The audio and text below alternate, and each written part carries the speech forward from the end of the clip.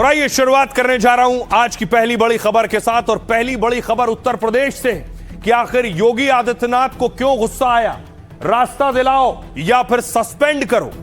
योगी आदित्यनाथ जनता दरबार लगा रहे थे, आज गोरखपुर में थे, गोरक्षनाथ मंदिर की पूजा की, उसके बाद सुबह वो जनता दरबार लगाते हैं। जनता दरबार के लिए देखिए महिलाएं पहुंची हुई थी, योगी को वहां आ गया गुस्सा।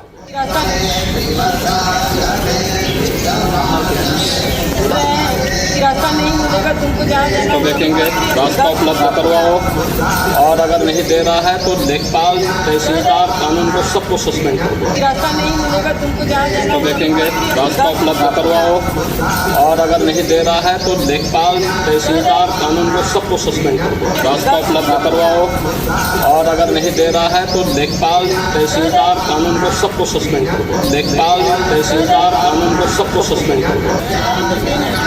कहाँ जी बलरामपुर में बोलो, तत्काल कार्रवाई क्या हो गया है, कार्रवाई करो। इसके अलावा दूसरी एक तस्वीर यूपी से ही आई, लखनऊ से, जहां देखिए पुलिस वाले की पिटाई की गई है। पुलिस वाले एक्शन के लिए गए थे 16 अगस्त को। नहीं पुलिस नहीं पुलिस बना वीडियो, लड़के को छाड़ो, लड़के देखो क्या लड़के को छाड़ा कर क्या, नहीं पुलिस को क्या करोगे,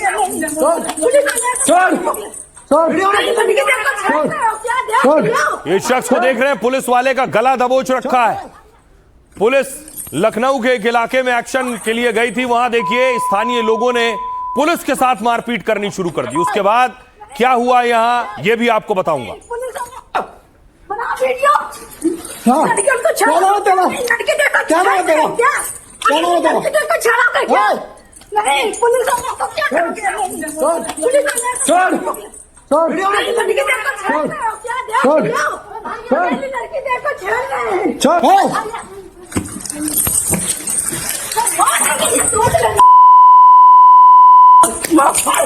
और उसके बाद देखिए जरा, स्थानीय लोगों ने पुलिस पर हमला कर दिया। ये वो तस्वीर आप देख रहे हैं, पत्थरबाजी शुरू हो गई वहां पर।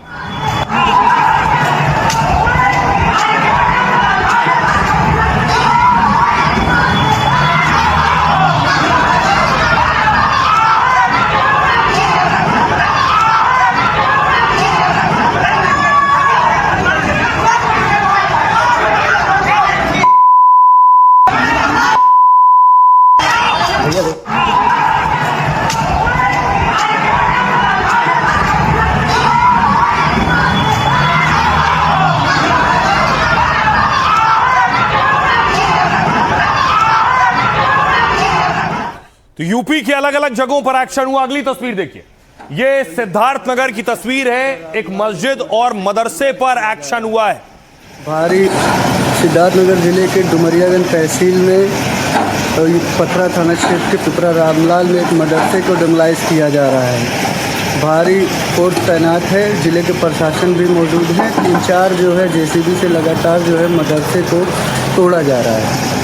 आपको बता दें, ये मदरसा जो तोड़ा जा रहा है, जो स्थानीय ग्रामीण हैं उनके अनुसार पता चला है कि खेल मैदान की ज़मीन पर ये मदरसा बना हुआ था, जिसको प्रशासन द्वारा जो है डिमोलाइज किया जा रहा है। ये सीधी तस्वीरें आप लोग देख सकते हैं। तो देखेंगे रास्ता उपलब्ध करवाओ, और अगर नहीं दे रहा है तो लेखपाल, तहसीलदार, कानून को सबको सस्पेंड कर दो, सबको सस्पेंड कर दो, सबको सस्पेंड कर दो। सीएम योगी बहुत गुस्से में हैं और बड़े बड़े अधिकारियों को सस्पेंड करने का अल्टीमेटम दे दिया है। साफ साफ कह दिया है कि एक्शन नहीं रहे तो लेखपाल, कानून गो, तहसीलदार सबको सस्पेंड कर दो। तो देखेंगे रास्ता उपलब्ध करवाओ, और अगर नहीं दे रहा है तो लेखपाल, तहसीलदार, कानून को सबको सस्पेंड कर दो।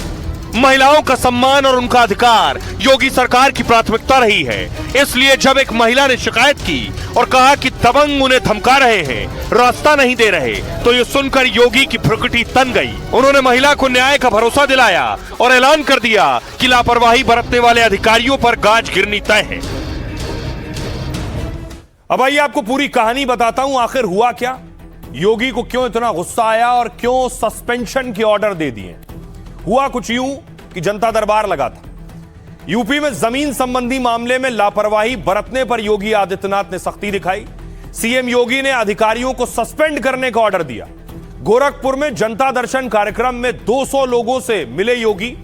खुद एक एक कर सीएम योगी ने लोगों से समस्याएं सुनी और इसी दौरान एक महिला ने दबंगों की धमकी का आरोप लगाया। दबंगों की धमकी की वजह से उनको रास्ता नहीं दिया जा रहा था। साथ ही दबंगों ने महिलाओं को धमकी दी, जहां शिकायत करना है कर लो।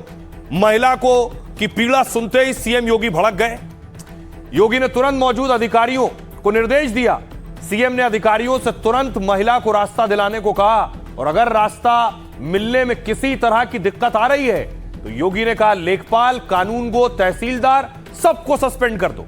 जमीन से जुड़े मामले में किसी तरह की लापरवाही बर्दाश्त नहीं की जाएगी। जहां भी ऐसे मामलों के निपटारे में लापरवाही बरती जाए, जिम्मेदार कर्मचारी या अधिकारी के खिलाफ सख्त कार्रवाई की जाए। योगी ने सुबह गोरक्षनाथ मंदिर में जनता दर्शन किए और सीएम योगी ने खुद एक एक फरियादी के पास वो पहुंचे। लोगों ने अपना प्रार्थना पत्र सीएम योगी को दिया और योगी ने खुद इसे पढ़कर शिकायत और समस्या की जानकारी ली। साथ ही अधिकारियों को लोगों की समस्या को सुलझाने को कहा। योगी ने लोगों से कहा वो परेशान ना हो, उनकी सरकार हर जरूरतमंद लोगों के साथ खड़ी है। हर पीड़ित की समस्या का प्राथमिकता के आधार पर समाधान कराया जाएगा। जनता दर्शन में इलाज के लिए आर्थिक सहायता की मांग को लेकर भी लोग पहुंचे। सीएम योगी ने कहा सरकार इलाज में पूरी मदद करेगी, साथ ही इसके लिए जरूरतमंद लोगों का आयुष्मान कार्ड बनवाया जाएगा। और इसके बाद अब आपको लिए चलता हूं गोरखपुर के बाद लखनऊ में देखिए क्या हुआ। पुलिस के खिलाफ लोग सड़कों पर उतरे और योगी की पुलिस पर हाथ उठाया। यह तस्वीर देखिए जरा, पुलिस वाले को पकड़ लिया है, गिरा दिया है और उसके बाद पुलिस के साथ मारपीट की। महिलाएं भी पुलिस से उलझ गई। बना वीडियो लड़के को छाड़ा लड़के को छाड़ा लड़के को छाड़ा कर क्या नहीं पुलिस वाला तो क्या करोगे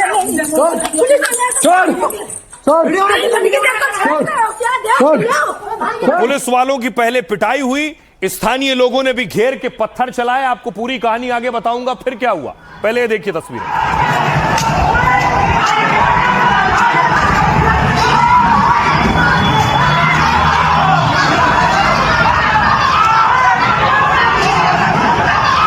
पथराव हुआ और पुलिस वालों को यहां से भागना पड़ा और इसमें नगर निगम की टीम भी थी। नगर निगम की टीम पर पहले पथराव हुआ, पुलिस भी मौके पर पहुंची।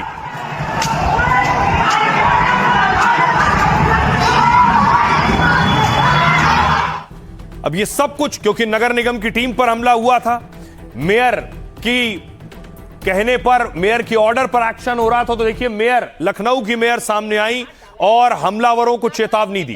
उत्तर प्रदेश पुलिस के जवानों के साथ में मारपीट किया, एक इंस्पेक्टर का गला दबाया, कानून के गले में हाथ डाला इन्होंने। अब कानून इनके गले में हाथ डालेगा, इस पे सख्त से सख्त कार्रवाई होगी, एक नजीर पेश करेगा उत्तर। और उसके बाद देखिए क्या हुआ, कई थानों की पुलिस पहुंची उस इलाके में, कई थानों की पुलिस पहुंची एक्शन के लिए।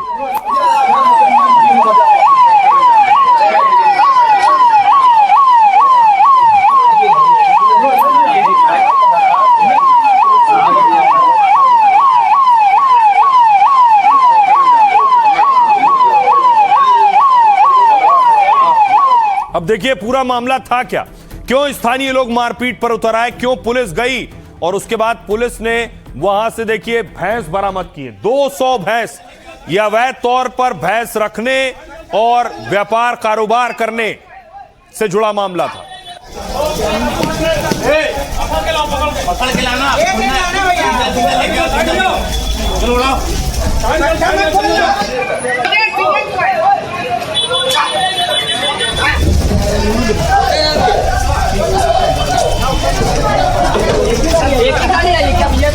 अभी रोके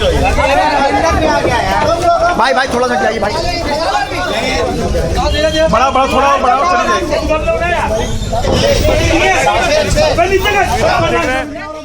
योगी की पुलिस ने 200 भैंसें यहां से उठाई हैं, 200 भैंसें।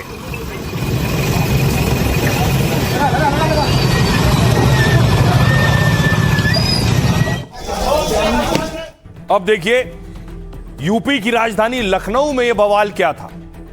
दरअसल कुछ शुरुआत यहां से हुई पुलिस वाले की पिटाई से। लखनऊ में नगर निगम टीम पर हमले के बाद फुल एक्शन शुरू हुआ। अवैध रूप से रखी गई करीब 200 भैंसों को मौके से हटाया गया। नगर निगम की टीम 3 थानों की फोर्स और पीएसी के साथ पहुंची। सभी जवान हेलमेट, बुलेट प्रूफ जैकेट पहने हुए थे।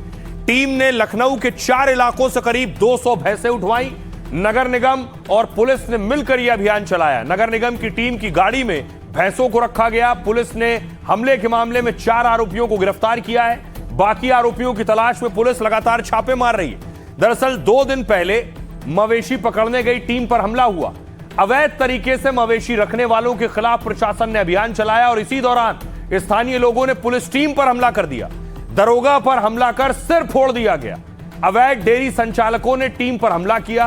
पुलिस ने 24 लोगों के खिलाफ कार्रवाई की है और इस मामले में 2 महिलाओं को पुलिस ने गिरफ्तार किया है। पुलिस के मुताबिक सरकारी जमीन, सड़क पर अवैध डेयरी चलाने पर एक्शन होगा।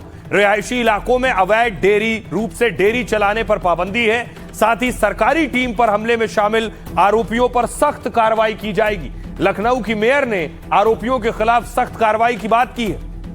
सुषमा ने कहा, मेयर सुषमा ने, पुलिस आपकी सुरक्षा के लिए, आपसे मार खाने के लिए नहीं है। आज ये इलाका पूरा साफ कर दिया है। हमलावरों को जवाब दिया जा रहा है। सुनिए जरा क्या कुछ कह रही हैं लखनऊ की मेयर और डीसीपी। कल जिस तरीके से इन्होंने नगर निगम के कर्मचारियों को मारा और जिस तरीके से इन्होंने एक इंस्पेक्टर को मारा, ये गलत काम किया है। इस पे सख्त कार्रवाई होगी। आज ये इलाका पूरा साफ होगा। आज मैं खुद आई हूँ यहाँ पे। ये जब इन्होंने पुलिस प्रशासन पे हमला किया है, पुलिस सुरक्षा करने के लिए, न कि आपके मार खाने के लिए। पथराव किया गया, बल्कि दुर्व्यवहार किया गया नगर निगम के कर्मचारियों के साथ। और पुलिस के एक उप निरीक्षक जो उस समय लीड कर रहे थे, उनके सिर में चेन से वार किया गया, जिससे वो घायल हो गए। साथ ही उनके गला दबाने की कोशिश की गई। पुलिस द्वारा 2 महिलाओं को जो इस घटना में शामिल थी, उनको हिरासत में लिया गया। और आज पुनः संयुक्त टीम द्वारा लगभग 200 भैंसें जो अवैध ढंग से वहां पे रखी गई थी, उनको वहां से हटाया गया है। लखनऊ में मुख्यमंत्री आवास के करीब ही अगर अखिलेश जी की जाति के लोगों द्वारा कुछ घटना घटित की जाती है, उसमें वो लोग शामिल पाए जाते हैं जो कारोबार इस तरह का करते हैं, पुलिस वालों पर बदतमीजी होती है, तो कोई बुलडोजर नहीं, कोई एनकाउंटर की बात नहीं, कुछ नहीं। क्योंकि वो जानते हैं कि अखिलेश जी मैदान में आ जाएंगे। मुसलमानों पर कार्रवाई होती है, अत्याचार होता है, तो अखिलेश जी तो आंदोलन की बात नहीं करते। अब से पहले भी एक कथावाचक के साथ बदतमीजी की गई, यादव भाई के साथ, तो अखिलेश जी मैदान में आ गए थे, आंदोलन की बात करने लगे थे, क्योंकि उनके परिवार पे बात आ गई। और मुसलमानों को तो वोट डालने वाला रोबोट से ज्यादा कुछ समझते नहीं। तो शादाब चौहान अखिलेश यादव को घेर रहे थे यादव और मुसलमान वाले कॉम्बिनेशन पर। अब देखिए यूपी में ही सिद्धार्थनगर में 6 बुलडोजर पहुंचे। मदरसे और मस्जिद पर यह बुलडोजर एक्शन हुआ।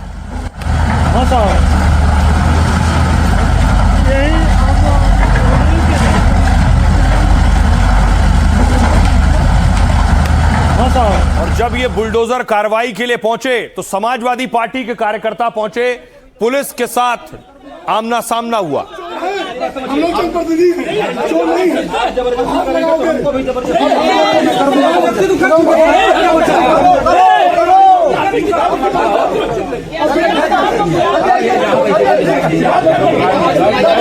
तो समाजवादी पार्टी के कार्यकर्ताओं को पुलिस ने हटाया और उसके बाद देखिए बुलडोजर की कार्रवाई शुरू हुई। बताया गया कि कोर्ट के आदेश के बाद यह एक्शन हो रहा है। मदरसे को डिमोलाइज किया जा रहा है।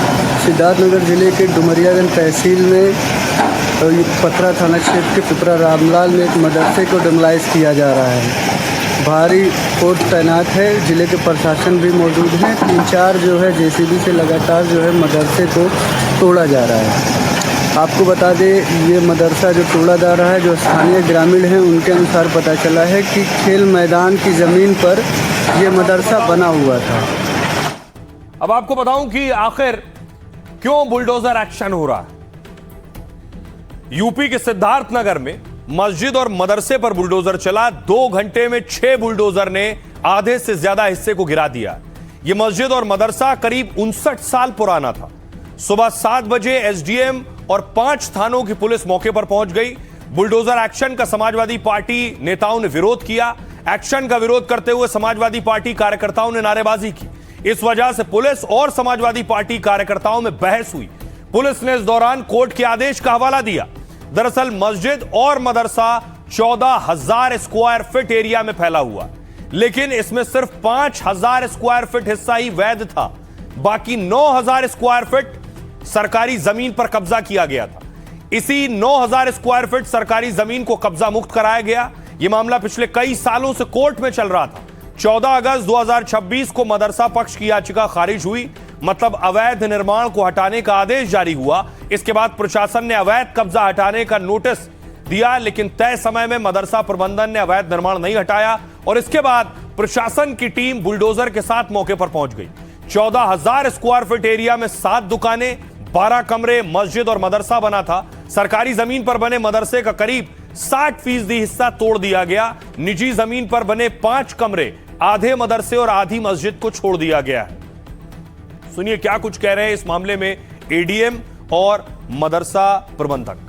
ये सरकारी भूमि थी, इस पर अवैध रूप से मस्जिद और मदरसा बना करके निर्माण किया गया था। इसमें तहसीलदार न्यायिक डुमरियागंज के न्यायालय और जिलाधिकारी सिद्धार्थनगर के न्यायालय से बेदखली का आदेश पारित हुआ था। उसी बेदखली के आदेश के क्रम में आज उस भूमि को अतिक्रमण मुक्त कराया गया है। पूरी नोटिस दी गई थी और इसमें उनका पक्ष भी सुना गया था। तहसीलदार न्यायालय में भी उनकी सुनवाई हुई थी और जिलाधिकारी महोदय के न्यायालय में भी सुनवाई की गई थी और सुनवाई करने के पश्चात ही ये बेदखली की कार्रवाई पूरी नियमानुसार तरीके से की गई। कल शाम को जानकारी हुई तो हम लोगों ने कुछ किताब वगैरह जो थी वहां से अंदर से निकाल लिए और जो है सुबह जीसीबी लगा करके 6-7 जीसीबी लगा करके डिमोलिश कर दिया गया। नोटिस वगैरह आपको दी गई? कोई नोटिस नहीं दी गई है, फिलहाल कोई नोटिस नहीं दी गई। कल शाम को लेखपाल और तहसीलदार साहब आए मौके पर, हम मौजूद भी नहीं थे और वो मार्का वाले निशान लगा के चले गए। रात में तैयारी करके सुबह जो है 4:30 बजे पहुंचे, फोर्स पहुंच गई और 5-5:30 बजे प्रशासन पहुंचा जीसीबी लेकर के और 7:30 बजे तक सब तोड़ ताड़ के डिमोलिश करके निकल गए। अब देखिए योगी के राज में एक्शन हो रहा है। एक्शन अवैध निर्माण पर, एक्शन पुलिस पर भी हो रहा है। योगी ने पहले कहा था कि पुलिस वाले रील ना बनाएं, कहा था इसके खिलाफ कार्रवाई होगी। ये आप देख रहे हैं, इनका नाम है दरोगा अन्नू रानी। अन्नू रानी रील बनाने की बहुत शौकीन है। उनके रील सोशल मीडिया पर वायरल होते हैं, लेकिन अन्नू रानी कौन है दरोगा, जरा उनके बारे में आपको बताऊं। आपको याद होगा मेरठ में नीला ड्रम वाली खबर आई थी कि मुस्कान ने पति को मारकर नीले ड्रम में भर दिया था, तो मुस्कान की गिरफ्तारी अन्नू रानी ने की थी। आप देख रहे हैं वर्दी में लाल निशान में, आप देख रहे हैं अन्नू रानी मुस्कान को गिरफ्तार करके थाने लेकर गई थी। इन्हीं अन्नू रानी पर एक्शन हुआ है। आपको बताऊं अन्नू रानी क्या कर रही थी, ये देखिए। अन्नू रानी रील बना रही थी और क्यूआर कोड दिया हुआ है। वीडियो देखने वाले इस क्यूआर कोड के जरिए पेमेंट करें।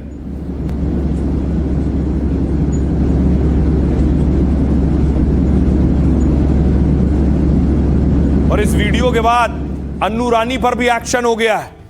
योगी कम से कम इस मामले में बहुत सख्त है कि पुलिस अगर अनुशासनहीनता करती है तो उस पर भी कार्रवाई होगी। मेरठ में महिला दरोगा अन्नू रानी को सस्पेंड किया गया। सोशल मीडिया पर आपत्तिजनक वीडियो को लेकर कार्रवाई हुई।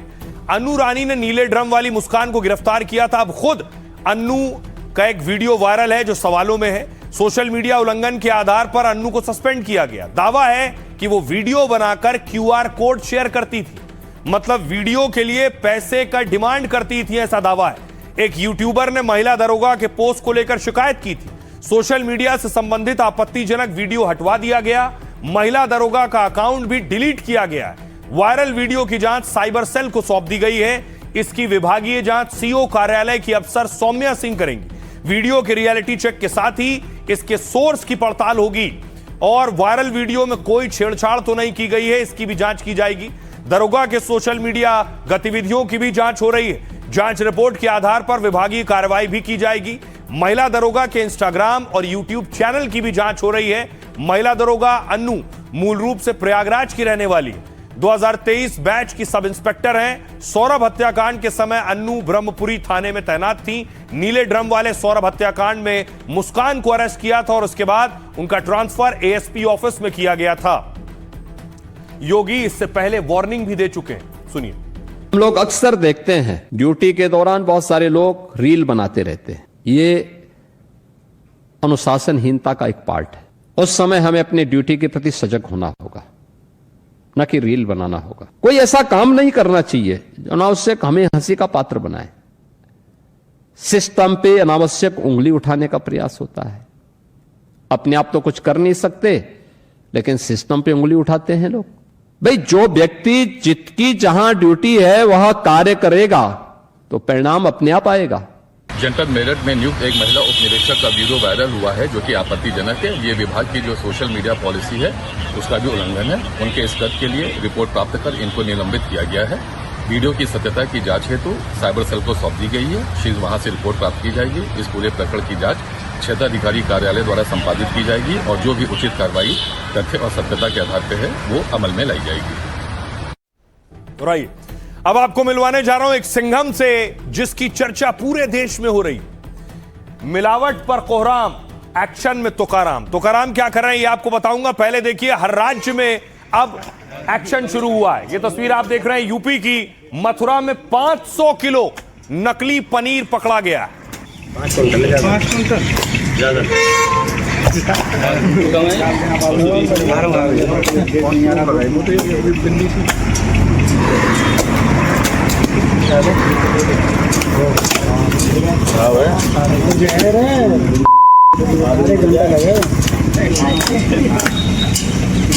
देखिए, नकली पनीर एक गड्ढे में भर दिया गया है। खाली नकली पनीर नहीं, देखिए जरा, नकली दूध सैकड़ों लीटर।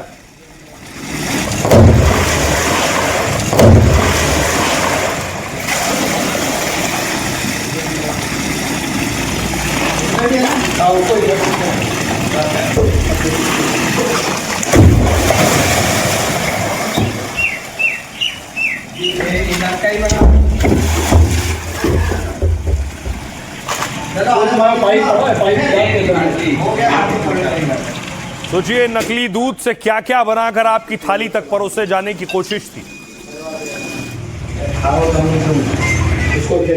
और देखिए, जो पनीर पकड़ा गया था उस पनीर पर फिर बुलडोजर का पंजा चला है, क्योंकि इस पनीर को भी कोई उठाकर इस्तेमाल ना करे। बुलडोजर से पूरी तरह से उसे नष्ट किया गया।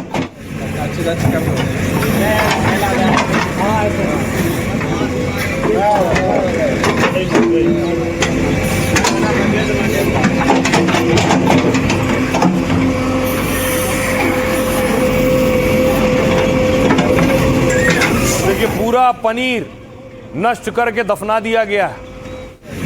अब आपको दिखाऊं कि न सिर्फ मथुरा में, गाजियाबाद में भी एक्शन हुआ है। इसी तरह के नकली पनीर पर कार्रवाई की गई है, खाद्य विभाग ने की। मिलावटी पनीर से सावधान रहने की जरूरत है। देखिए, रात के अंधेरे में सारा पनीर पकड़ा गया और उसके बाद उसे नष्ट किया गया। हल्के हिलते हुए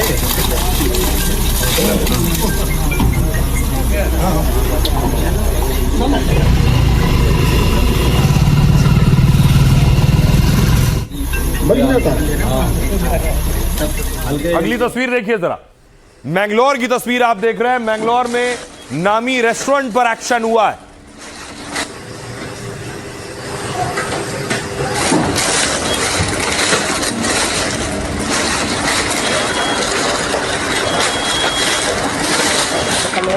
ये वो रेस्टोरेंट है जहां पर आप बर्गर के लिए, फ्रेंच फ्राइज के लिए जाते हैं। अब आपको हैदराबाद लिए चलता हूं। देश के अलग अलग राज्यों में कार्रवाई हो रही है। हैदराबाद में देखिए, घी में मिलावट पाई गई है। सैकड़ों लीटर घी जब्त किया गया।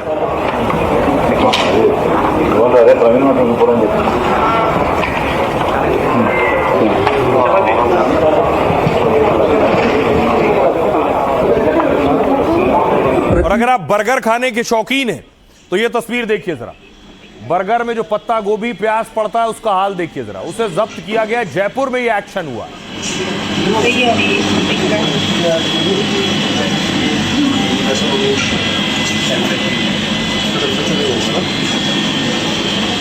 मैं ये बताना चाहता हूँ कि कार्रवाई ज्यादा नहीं हो रही है, कम हो रही है। सस्पेंशन का अपील तो मेरे पास है। दो चीज की चिंता मत कीजिए, मैं कर लूंगा। Government is clear about this.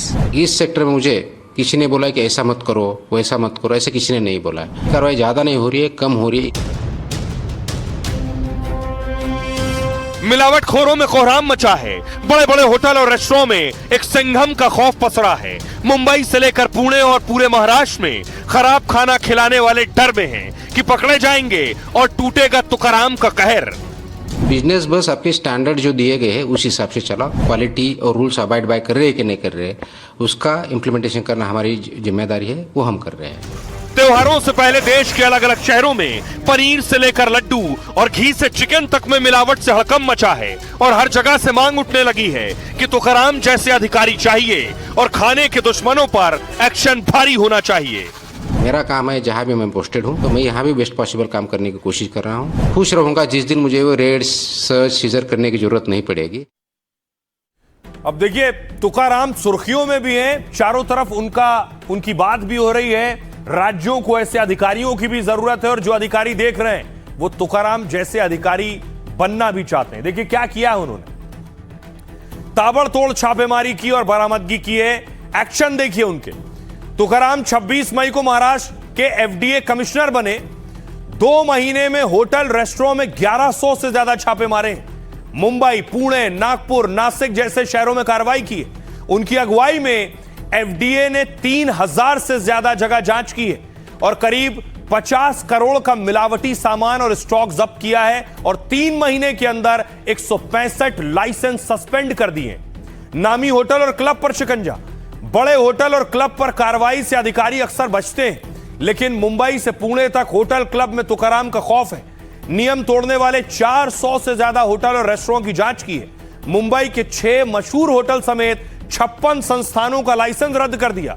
दर्जनों क्लब, रेस्टोरेंट और होटल को नोटिस भी थमा दिया है। बॉम्बे हाईकोर्ट की कैंटीन पर एक्शन ले लिया। सोचिए, हाईकोर्ट ने पूछा सिर्फ प्राइवेट होटल और रेस्टोरेंट पर एक्शन क्यों ले रहे हो?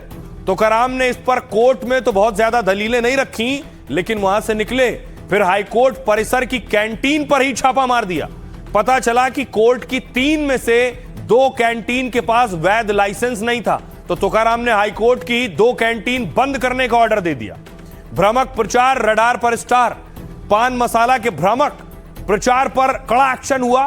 शाहरुख खान, अजय देवगन, टाइगर श्रॉफ को नोटिस दिया गया और एफडीए ने तीनों सितारों से 15 दिन के अंदर जवाब देने को कहा है।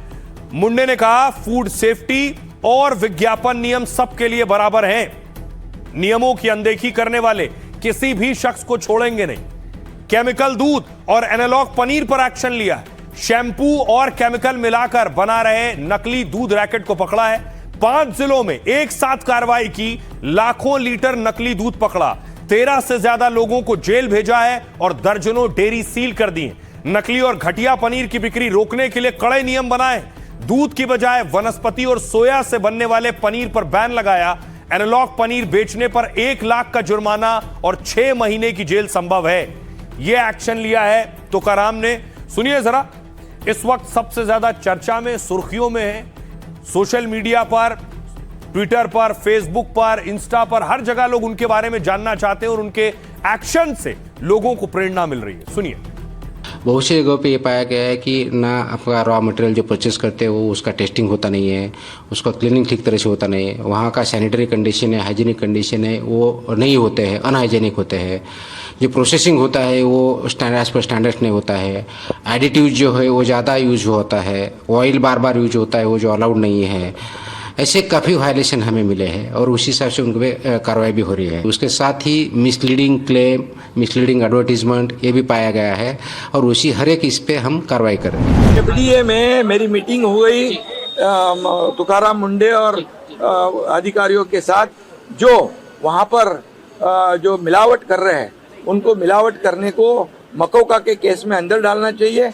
जो बच्चों के साथ जीवन के साथ दूध, पनीर, इस माध्यम से दुग्धजन्य पदार्थ जो है उसमें जो मिलावट कर रहे हैं ये सफेद जहर है और इनको बख्शा नहीं जाना चाहिए, उनको जेल के अंदर ठूस देना चाहिए। ऐसा भी मैंने तुकाराम मुंडे और अधिकारियों को, पुलिस डिपार्टमेंट को भी कहा। तुकाराम मुंडे ने जिसकी असलियत सामने लाई है, देखो मिलावटी का काम करने वाले लोग और मिलावट से होने वाले हो रहा नुकसान, इसकी भरपाई नहीं हो सकती। ये मंत्री जो बैठे हैं ये सिर्फ जगह पे, कुर्सी पे बैठे हैं। डिपार्टमेंट कोई और चलाता है। ये जो डिपार्टमेंट है ये डिपार्टमेंट में कुर्सी पे मिनिस्टर बैठा है, डिपार्टमेंट कोई और चलाता। एफडीए के कमिश्नर तुकाराम मुंडे जी को अभिनंदन देना चाहती हूँ। हर एक माता पिता चाहते हैं कि उनके बच्चे अच्छा खाना पीना खाएं ताकि उनके स्वास्थ्य के ऊपर फोकस रहे। जब कोई भी कड़ी कदम उठाते हैं तो सख्ती के साथ प्रस्तुत करना बहुत आवश्यक है। और स्कूल के इर्द गिर्द वड़ा पाव हो, जंक फूड हो, कोल्ड ड्रिंक्स हो, ये हम नहीं चाहते हैं कि हमारे बच्चों के भविष्य के साथ खिलवाड़ हो, क्योंकि हेल्थ इज वेल्थ, जान है तो जहां है। तो महाराष्ट्र में तुकाराम ने क्या एक्शन लिया वो आपने देखा और सुना भी, लेकिन अब देखिए बाकी राज्यों में क्या कार्रवाई हो रही है। सबसे पहले बात देखिए यूपी से करते हैं। कानपुर में 40 होटलों में छापेमारी हुई, 500 किलो लड्डू और आटा जब्त किया गया है। बूंदी के लड्डू में चावल का आटा मिला रहे थे। यह मथुरा की तस्वीर देखिए। नकली पनीर फैक्ट्री में छापा मारा गया, 500 किलो दूषित पनीर नष्ट किया गया है। 2000 लीटर दूध और 4000 किलो पेड़ा नष्ट किया गया मथुरा में। भारी मात्रा में मिलावटी सामान भी जब्त हुआ है। गाजियाबाद देखिए, आधी रात 3 फैक्ट्रियों पर छापेमारी हुई है। 700 किलो पनीर और 80 किलो मावा बरामद हुआ। कपड़े चमकाने वाले केमिकल से पनीर बन रहा था और इसे दिल्ली में सप्लाई करने की तैयारी थी। इंदौर की तस्वीर देखिए।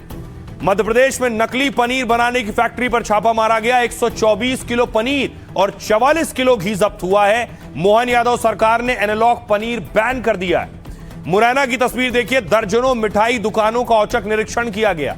3 संदिग्ध डेयरी पर छापेमारी की गई। 182 किलो पनीर, 40 किलो मावा, 45 किलो घी जब्त हुआ है। राजस्थान की तस्वीर है। जयपुर से अजमेर तक मिलावटखोरों पर एक्शन हो रहा है। 8 प्रोडक्ट बैन किए हैं। 26 दुकानों के लाइसेंस रद्द कर दिए। जयपुर में 500 किलो खराब पनीर जब्त किया गया। 1600 किलो मिलावटी सोन पापड़ी नष्ट की गई है। अजमेर में 2000 किलो नकली सोन पापड़ी जब्त हुई है। हैदराबाद देखिए, मिलावटखोरों के खिलाफ बड़ी मुहिम छेड़ी गई है। एफडीए और पुलिस ने 130 जगह छापेमारी की। 36 टन नकली और मिलावटी घी बरामद किया है। कर्नाटक की तस्वीर देखिए। 2000 से ज्यादा होटल रेस्टोरेंट में छापेमारी हुई है। बेंगलुरु में केएफसी का खराब चिकन मिलने के बाद एक्शन हुआ और बेंगलुरु का केएफसी आउटलेट सील कर दिया गया है। 26 5 और 3 स्टार होटलों पर भी छापेमारी हुई है। टनों सड़ा मांस, फंगल लगी सब्जियां जब्त की गई हैं। तो अलग अलग राज्य भी एक्टिव हो गए। सुनिए खाद्य अधिकारी क्या कह रहे हैं। यहाँ ग्रीकगंज में कुछ छोटे कारोबार करता है जो पनीर बनाते हैं। करीब वहाँ 3-4 लोग हैं जिनकी जांच की गई है एवं प्रत्येक के यहाँ से एक सर्वे सैंपल लेके भेजे जा रहे हैं। पूरे जनपद में छापेमारी अभियान चल रहा है। आज भी ग्रीकगंज में कार्रवाई हुई। फ्रीजर में लगभग 7 कुंटल तैयार पनीर भंडारित अवस्था में पाया गया था। 2 पनीर का नमूना जांच से संग्रहित किया गया है, जिसे जांच के लिए प्रयोगशाला को भेजा। तो जो कमियां पाई गई हैं वो सैनिटरी हाइजीनिक कंडीशन से रिलेटेड है। जैसे फर्श की व्यवस्था, पानी का बहाव, ये सब थोड़ा सा अच्छा नहीं है, पानी रुक सकता है, गंदगी है। दूसरी चीज जो इंग्रेडिएंट में सबसे बड़ी कमी यह है कि नॉन फूड ग्रेड का एस्टिक एसिड यूज किया जा रहा है पनीर को जो फाड़ने के लिए। अब देखिए बड़ी बात यह है कि आपकी थाली तक जो भी मिलावटी पहुंच रहा है, यह अधिकारियों की मिली भगत के बिना नहीं पहुंचता।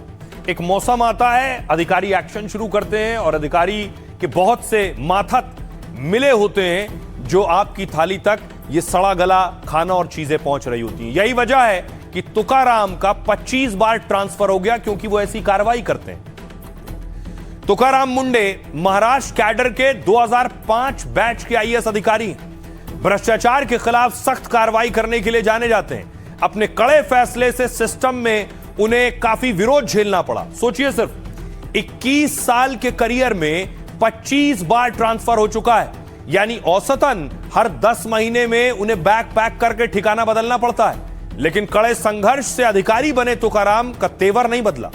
बीड़ के किसान परिवार में जन्मे तुकाराम ने बचपन में सब्जियां तक बेची है। घर का हाथ बटाने के साथ ही पढ़ाई में भी वो शुरू से अव्वल रहे। औरंगाबाद से बीए किया तो पूरी यूनिवर्सिटी में टॉप पर रहे। यहीं से आईएएस अधिकारी बनने के सपने की शुरुआत हुई।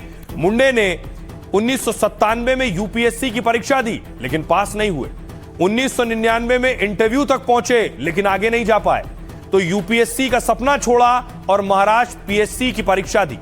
महाराष्ट्र में वो क्लास 2 के अधिकारी बन चुके थे, लेकिन बड़े भाई उनसे खुश नहीं थे, बात तक नहीं कर रहे थे। मुंडे ने वापस यूपीएससी की परीक्षा दी और पूरे देश में 20वीं रैंक हासिल की। पहली पोस्टिंग बतौर असिस्टेंट कलेक्टर सोलापुर में हुई। रेत माफिया पर कार्रवाई की तो उन पर जानलेवा हमला हो गया। 2007 में नांदेड़ में अवैध रेत खनन पर कार्रवाई की तो 5 महीने में तबादला हो गया। मुंबई सेल्स टैक्स डिपार्टमेंट पहुंचे तो टैक्स चोरों से 310 करोड़ रुपए वसूले और अब एफडीए कमिश्नर बने तो कड़े एक्शन को लेकर चर्चा में है। तुकाराम को खराब खाना खिलाने वालों का दुश्मन कहा जाने लगा है।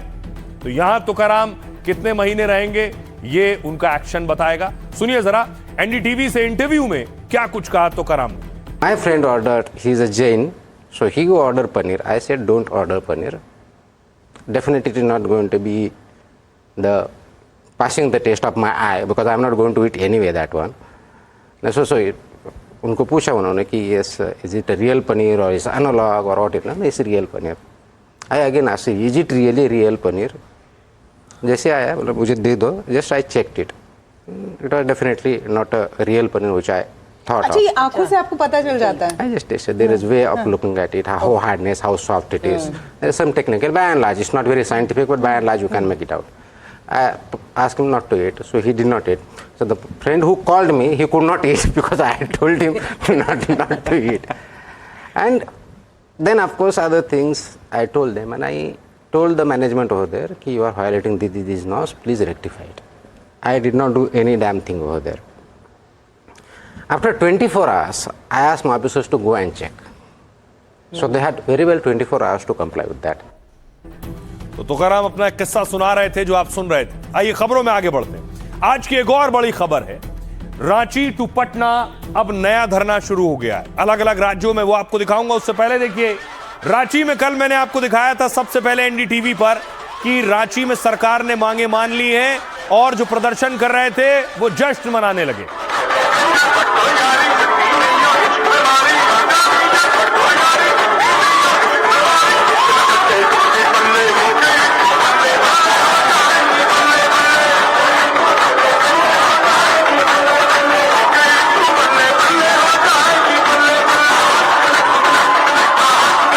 तो छात्रों का खुशी आप देख रहे थे। दूसरी तरफ जो भूख हड़ताल पर थे देवेंद्र महतो, उन्हें सोनम वांगचुक ने वीडियो कॉल किया। आवश्यकता है और मुझे ये खुशखबरी मिली, मुझे बहुत खुशी हुई कि आपकी मेहनत, आपकी निष्ठा काम आई, रंग लाई। तो इस बारे में मैं सभी छात्रों को बधाई देता हूँ और झारखंड की सरकार को और मुख्यमंत्री जी को खासकर आवश्यकता। ये तो आपने देख लिया जो छात्र जश्न मना रहे थे, लेकिन अब छात्र विरोध कर रहे हैं। दूसरे छात्र विरोध कर रहे हैं परीक्षा रद्द करने पर, सड़कों पर उतर आए, कह रहे हैं परीक्षाएं रद्द हुई तो इनकी नौकरियां चली जाएंगी, क्योंकि ये पास करके उस नौकरी तक पहुंचे, अब ये बेरोजगार हो जाएंगे।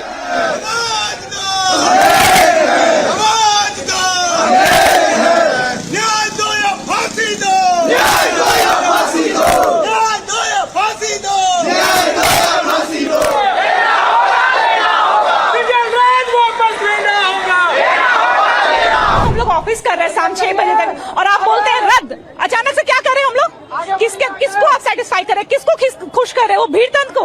आप एक पूरे भीड़ को देख के, एक क्राउड को देख के, प्रेशर पॉलिटिक्स के कारण आप अगर ये डिसीजन ले रहे हैं तो ये आप क्या कन्वे करना चाह रहे हैं? क्या मैसेज कन्वे? देखिए, सरकार के लिए एक तरफ कुआं और दूसरी तरफ खाई वाली स्थिति आ गई। अब हुआ क्या बवाल समझिए।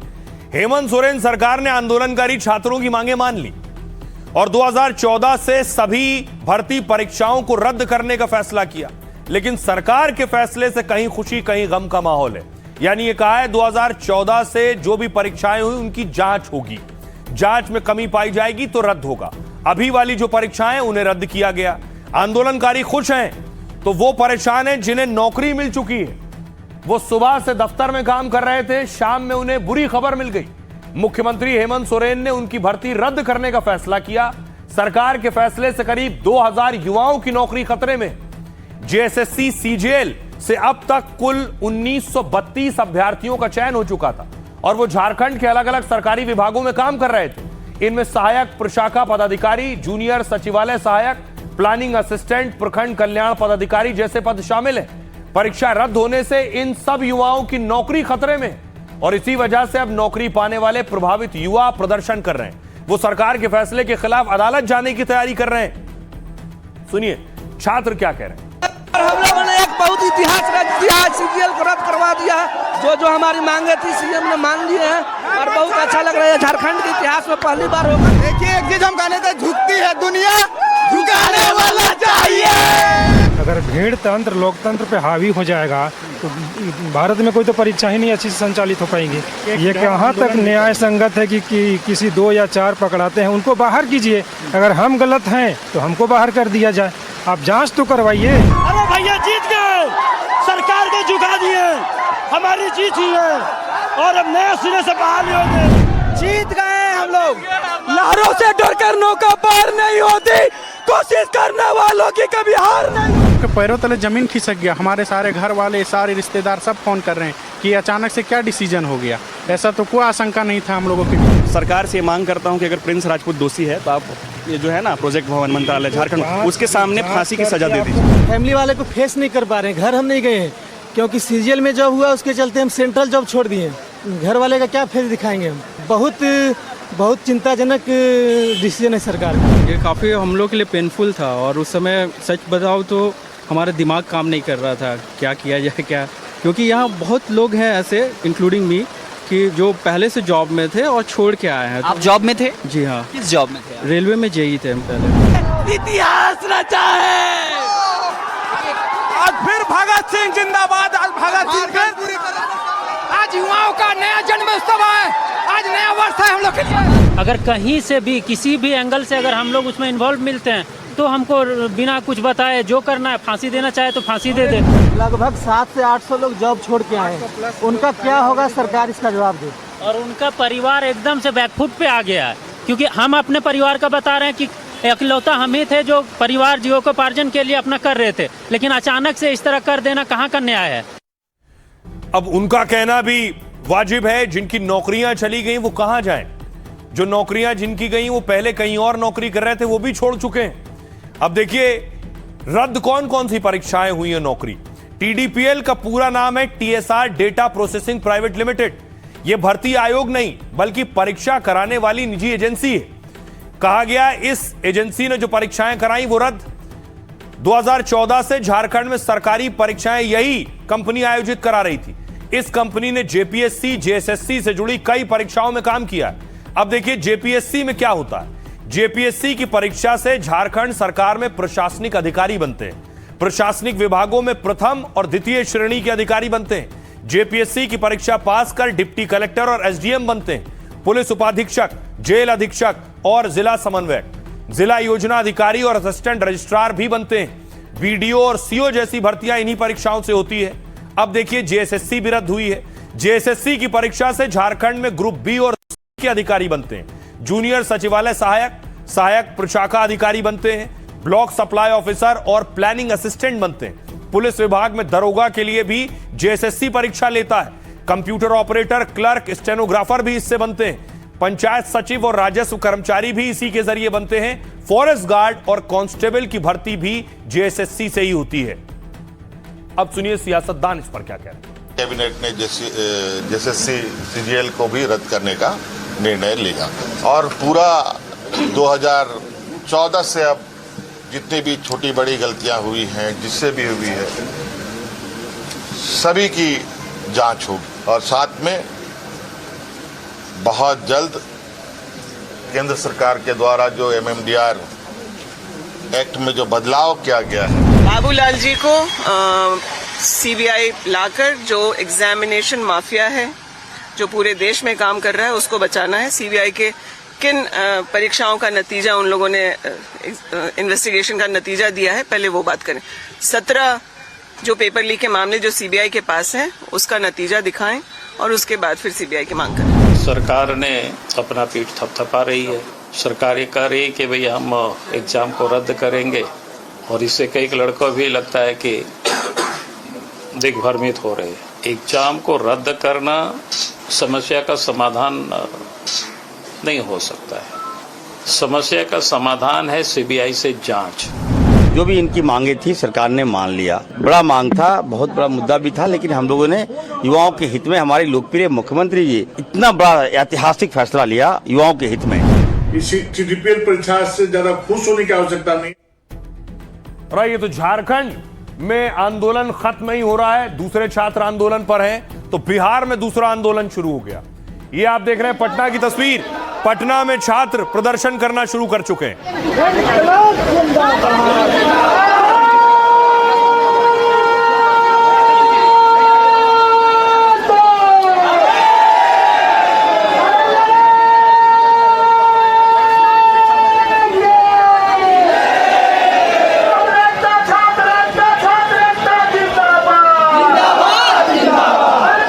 और इस छात्रों के प्रदर्शन में देखिए कौन पहुंचा, तेजस्वी यादव पहुंचे।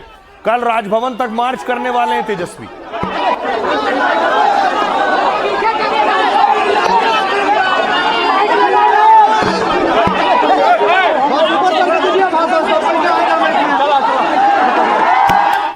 अब देखिए आखिर पटना में जो प्रदर्शन क्यों शुरू हुआ था और सम्राट चौधरी ने खत्म करने की कोशिश की।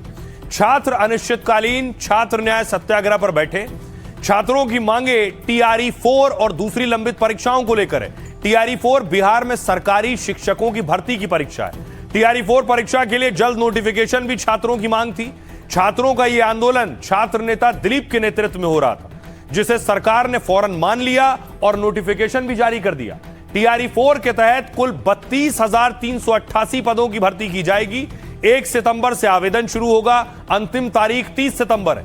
लेकिन छात्रों ने आंदोलन जारी रखने का फैसला किया है। छात्रों की मांग है कि TRE 4 में सिर्फ एक ही परीक्षा होनी चाहिए। सरकार को जो भी नया प्रयोग करना है वो TRE 5 से करे। अभ्यर्थी TRE 4 में डोमिसाइल नीति लागू करने की मांग कर रहे हैं। इस बीच तेजस्वी यादव ने आंदोलनकारी छात्रों से मुलाकात की। RJD बुधवार को अपने राजभवन मार्च में इस मुद्दे को उठाएगी। दूसरी ओर चिराग पासवान ने बिहार के मुख्यमंत्री को चिट्ठी लिखी है और असिस्टेंट प्रोफेसर बहाली को लेकर अपनी 7 मांगे रखी हैं। सुनिए बिहार में क्या कुछ छात्र कह रहे हैं और सियासतदान। और एकल परीक्षा, एक परीक्षा चाहिए पहले की तरफ, जो कि 2 साल की देरी हो चुकी है, अब बर्दाश्त नहीं किया जाएगा। पानी सर के ऊपर जा चुका है, धैर्य की सीमा समाप्त है। अगर PT मेंस करना है तो TRE 5 से करे, उसकी सूचना अभी दे दीजिए, उसका सिलेबस अभी जारी कर दीजिए, ताकि स्टूडेंट उस अनुसार तैयारी कर ले।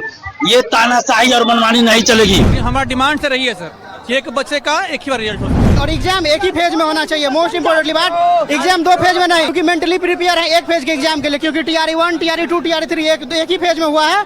अगर आपको 2 फेज लेना है, आप TRE 5 से लागू करिए। शिक्षा मंत्री से हमें यह भी कहना है कि PRT में सीटों की संख्या थोड़ा बढ़ाया जाए। हमें भीख मांग नहीं रहा हूँ, मैं भीख मांग नहीं रहा हूँ PRT के लिए। सरकार के प्रति इतना भारी गुस्सा, इतना आक्रोश है, और ये सरकार इतनी निकम्मी है कि इनको घोटाला करने से फुर्सत ही नहीं है। ये कहते थे सरकार में चुनाव से पहले कि 2 करोड़ लोगों को नौकरी रोजगार देंगे, आज 1 लाख भी लोग नहीं दे पा रहे। लोगों का भविष्य खराब हो रहा है, पीढ़ी दर पीढ़ी बर्बाद हो रही है, शिक्षा व्यवस्था चौपट हो रहा है। और इस बीच बड़ी खबर आ रही है, आपको बता दें, आम आदमी पार्टी नेता और दिल्ली के पूर्व मंत्री सत्येंद्र जैन गिरफ्तार हो गए। DJB टेंडर घोटाले में ACB ने बड़ी कार्रवाई की है। सत्येंद्र जैन समेत 6 आरोपियों को गिरफ्तार किया गया है।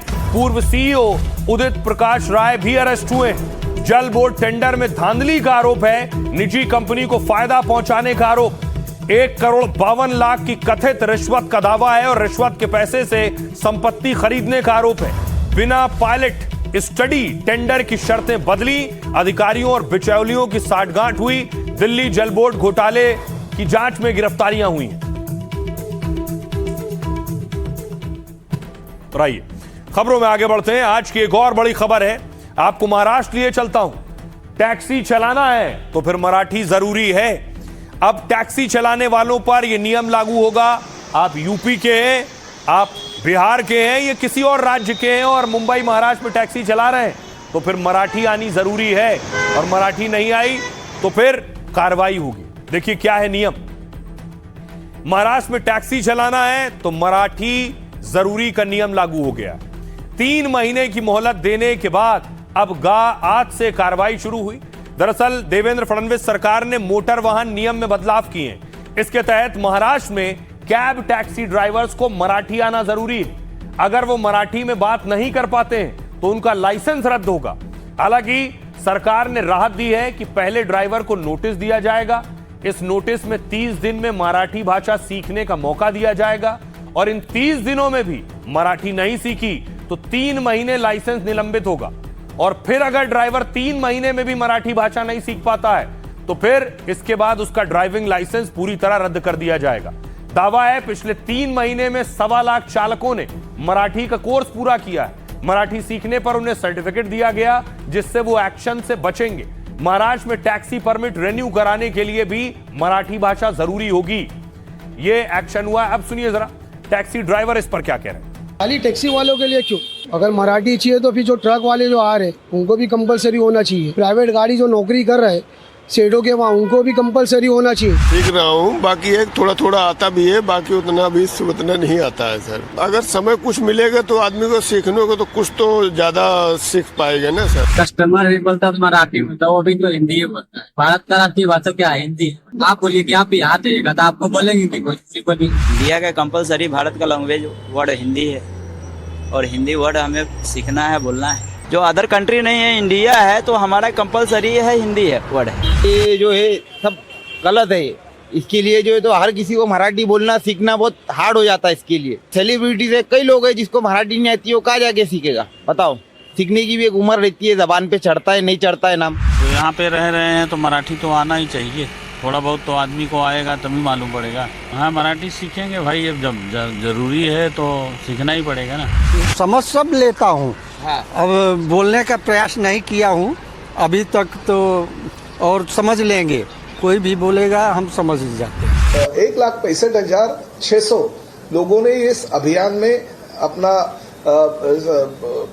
नाम दिया था और उनको जो प्रमाण पत्र है वो भी कोंकण मराठी साहित्य परिषद और मुंबई मराठी साहित्य संघ के माध्यम से दिया गया है। हम ये चाहते हैं कि आगे भी जो हमारे रिक्शा टैक्सी चालक भाई है बहन है उनको मराठी जुज़वी जो है उसका ध्यान होना जरूरी है।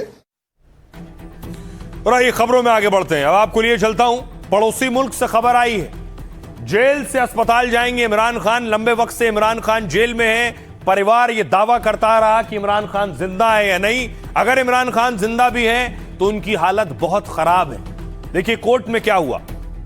पाकिस्तान के पूर्व पीएम इमरान खान को सुप्रीम कोर्ट से राहत मिली है।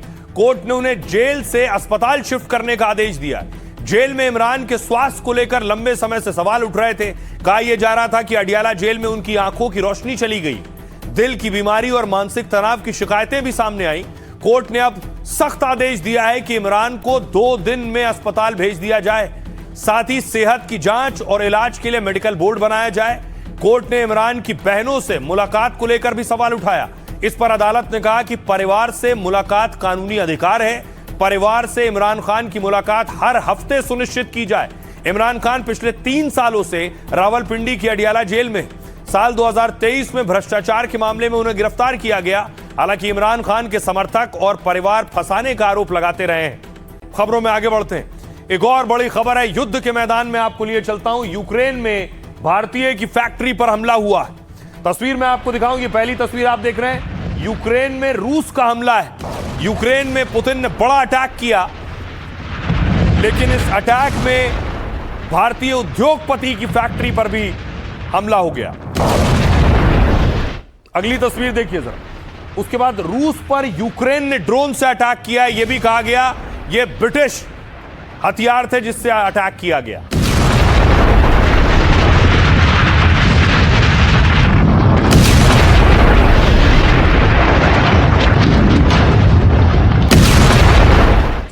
भारतीय उद्योगपति लक्ष्मी मित्तल की फैक्ट्री पर हमला हुआ।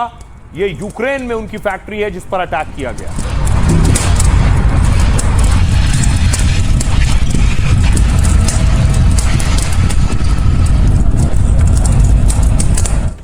अब देखिए यूक्रेन में भारतीय फैक्ट्री पर जो हमला हुआ, क्या नुकसान हुआ। रूस और यूक्रेन की जंग को 4 साल से ज्यादा का वक्त गुजर गया, लेकिन मिसाइल और ड्रोन हमले कम होने के बजाय बढ़ते जा रहे हैं। इस बार रूसी सेना यूक्रेन के बड़े स्टील प्लांट को निशाना बनाया है। हालांकि यह प्लांट भारतीय मूल के अरबपति लक्ष्मी मित्तल का है। रूसी सेना ने मिसाइल अटैक करके प्लांट का बड़ा हिस्सा उड़ा दिया। और इस हमले में 2 कर्मचारियों की मौत हुई है जबकि 14 घायल हुए। रूसी अटैक के बाद फैक्ट्री में उत्पादन का कुछ हिस्सा रोकना पड़ा। यह हमला यूक्रेनी राष्ट्रपति ज़ेलेंस्की के गृहनगर में किया गया। दरअसल ये रूसी हमला यूक्रेनी ड्रोन अटैक के जवाब में किया गया। एक दिन पहले ही यूक्रेनी सेना ने रूस पर 800 से ज्यादा ड्रोन दागे थे, जिसमें 600 ड्रोन सीधे रूस की राजधानी को टारगेट किए गए। और इस यूक्रेनी अटैक में अलग अलग शहरों के 6 रूसी लोग मारे गए। और रिपोर्ट के मुताबिक रूस यूक्रेन की जंग में अब 4 से 5 लाख सैनिक मारे गए। अब तक मिसाइल और ड्रोन अटैक की वजह से यूक्रेन के कई शहर खंडर बन गए। दावा है कि यूक्रेन को दोबारा खड़ा करने में 49 लाख करोड़ रुपए की जरूरत होगी। फिलहाल रूस ने यूक्रेन में एक बड़ा स्टील फैक्ट्री को निशाना बनाया है और उसके बाद पलटवार करते हुए रूस ने भी यूक्रेन पर अटैक किया है। आइए बारी है लाइफ का फंडा की। क्या है खास? जिंदगी में साधनों की कमी हो या मुश्किलों की भरमार, अपने शौक और जुनून को कभी कम मत होने दीजिए। एक मोटर गैराज में काम करने वाला गरीब लड़का अगर हार मान लेता और अपने जुनून को छोड़ देता तो दुनिया को मशहूर शायर और गीतकार गुलजार साहब नहीं मिलते। गुलजार साहब का असली नाम संपूर्ण सिंह कालरा था। जब वो बहुत छोटे थे तो सिर से मां का साया उठ गया। पिता पंजाब से दिल्ली शिफ्ट हो गए और थैले और टोपी की दुकान खोल ली। परिवार की माली हालत इतनी खराब थी कि गुलजार साहब को दुकान के गोदाम में रात गुजारनी पड़ती थी। रात में ना बिजली होती थी और ना कोई साधन। कोई और होता तो इस हालात में परेशान हो जाता, लेकिन गुलजार साहब के लिए यही आपदा अवसर में बदल गया। पढ़ने के शौकीन गुलजार साहब सामने के बुक स्टॉल से किताबें लाते और एक दिन में ही पूरी किताब पढ़ जाते। किताबों की दुनिया में वो बढ़ ही रहे थे कि तभी देश का बंटवारा शुरू हो गया। बंटवारे ने उनके परिवार की जमा पूंजी और रिश्तेदारों समेत बहुत कुछ छीन लिया। तब लेखन और किस्मत आजमाने गुलजार साहब मुंबई आ गए। गुजारे के लिए वो काम मैकेनिक करने लगे, यानी कार मैकेनिक बन गए। दिन में वो गैराज में काम करते और रातों को जागकर कविताएं, शेर और कहानियां लिखते। गुलजार साहब के रूममेट देबू सेन फिल्मकार बिमल रॉय के साथ काम करते थे। बिमल रॉय को बंदनी फिल्म के लिए गाने की तलाश थी। देबू सेन ने गुलजार साहब को विमल रॉय से मिलवाया और गुलजार साहब को तो मानो बस इसी पल का इंतजार था। उनकी कलम से निकला पहला गाना मोरा गोरा रंग लैले सुपरहिट रहा और गीतकार गुलजार साहब की गाड़ी चल निकली। उनकी कलम से 1000 से ज्यादा गाने निकले। फिल्म फेयर से लेकर नेशनल और ऑस्कर समेत करीब 40 बड़े अवार्ड मिले। 92 साल की उम्र में भी गुलजार साहब कलम से कमाल कर रहे हैं और लाइफ का बड़ा फंडा देते हैं। जिंदगी में चाहे कितनी भी मुश्किलें आए और लोग आपकी काबिलियत पर सवाल उठाएं, लेकिन खुद पर कभी शक मत करिए। फिर तो जो ठान लिया है वो जरूर पूरा होगा। तो जहां से जो अच्छा हासिल हो उसे अपनाइए, अपनी जिंदगी में उतारिए। अपना और अपनों का बहुत बहुत ख्याल रखिए। रुक रहे हैं ब्रेक के लिए।